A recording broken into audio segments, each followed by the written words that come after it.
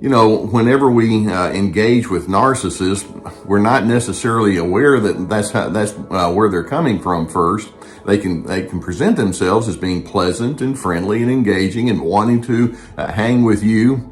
Only over time, though, their negatives begin to appear, and boy, when they appear, they become stronger than you might have originally thought they would be. I mean, whenever we get to know folks, we're going to put our best foot forward, particularly in the beginning, but then over time, the real self begins to show up. Now, how many times can you look back with that relationship with a narcissist thinking, well, it was going to be one way, when in fact it turned out to be something entirely different, and then you begin thinking, I was played. I was being treated like a nice person, but in the mind of that narcissistic individual, they really thought of me as being a fool. And sometimes you feel foolish for having gone along with that narcissistic individual. Have you ever felt that way? Narcissists will appeal to their own positive traits and grossly minimize any of their mistakes and flaws. Now, I just mentioned that it's only natural that we show the positive side of our relationships typically first, and that's okay.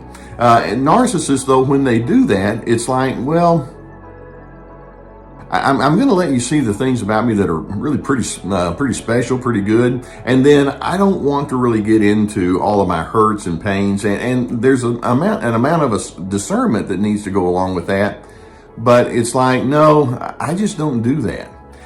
You are going to hear about the good things, and if I talk to you about my negatives, it's going to be more in a complaint kind of session, and I'm just going to talk to you about how I was done dirty.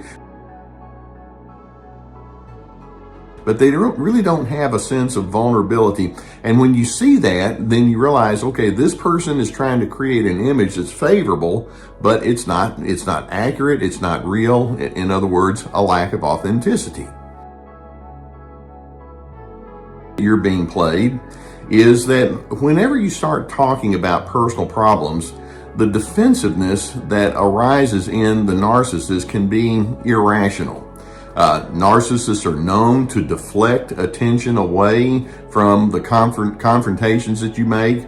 They'll do a lot of blame shifting. If you say, hey, there's something that I think we need to examine here, and we look at there, and you can be very diplomatic in the way you talk with them.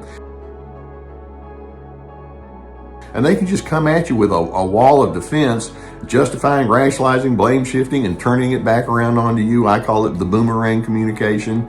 That's an indicator that says they're not really wanting to have a two-way dialogue with you. It's like, didn't you get the memo? You're supposed to hold me in high regard, and we don't talk about my negatives. That you're being played is they have an unwillingness to be truly accountable to anyone. And when I say unwillingness, they're offended if you want them to be accountable. For example, how they spend their time, or how they manage their money, or who they're with. The narcissists, over time, you realize, keep a lot of secrets. It's like there's certain things about me you're just not going to know, and if you try to stick your nose into my business, I'm going to let you know, we don't do that. And it's like, well, why is it that if we're going to have a relationship that you're so unwilling to just simply have a sense of accountability and let me know who you are and where you are? It's like, no, I don't do that. And evasiveness is a prominent theme that they eventually show. When you see these kinds of signs, not just once, but multiple times over, you realize that these are individuals who are stuck in pre-adolescent thinking. They're little game players like schoolyard children. They're pervasively insecure. They're not really interested in you beyond your usefulness to them in the moment. They see commitments as a one-way street, you being committed to them, but not vice versa. One way or another, you are going to become expendable. So I'm hoping that as you see these signs, you can draw the conclusion, I'm being manipulated, I'm being played for the fool, and there's a reason that I feel as uncomfortable as I do. I need to listen to my intuition. Because you know what? The narcissist is definitely not going to listen to what you're feeling.